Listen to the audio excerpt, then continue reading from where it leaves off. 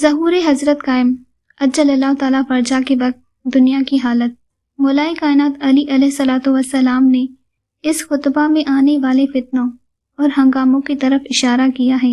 آپ فرماتے ہیں وہ خواہشوں کو ہدایت کی طرف موڑے گا، جبکہ لوگوں نے ہدایت کو خواہشوں کی طرف موڑ دیا ہوگا، اور ان کی رائیوں کو قرآن کی طرف پھیرے گا، جبکہ انہوں نے قرآن کو توڑ موڑ کر قیاس و رائے کے دھڑے پر لگایا ہوگا۔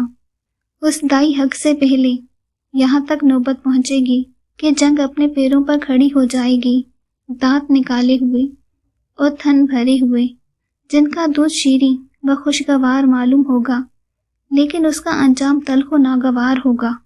ہاں، کل، اور یہ کل بہت نزدیک ہے کہ ایسی چیزوں کو لے کر آ جائے جنہیں ابھی تم نہیں پہچانتے۔ حاکم و والی جو اس جماعت میں سے نہیں ہوگا، تمام حکمرانوں سے ان کی بدکاریوں کی وجہ سے مواخذہ کرے گا، اور زمین اس کے سامنے اپنے خزانے اڈیل دے گی اور اپنی کنجیاں بسہولت اس کی آگے ڈال دے گی۔ چنانچہ وہ تمہیں دکھائے گا کہ حق و عدالت کی روش کیا ہوتی ہے، اور دم توڑ چکنے والی کتاب و سنت کو پھر سے زندہ کرے گا۔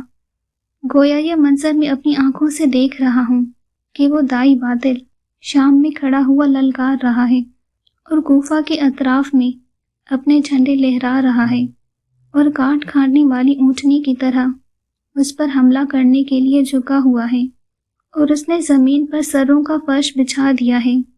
اس کا منہ پھاڑ کھانے کے لیے کھل چکا ہے، اور زمین میں اس کی پامالیاں بہت سخت ہو چکی ہیں۔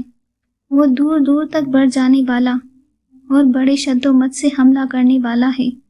بخدا وہ تمہیں اطراف زمین میں بکھیر دے گا، یہاں تک کہ تم میں سے کچھ تھوڑے ہی بچیں گے، جیسے آنکھ میں سرما۔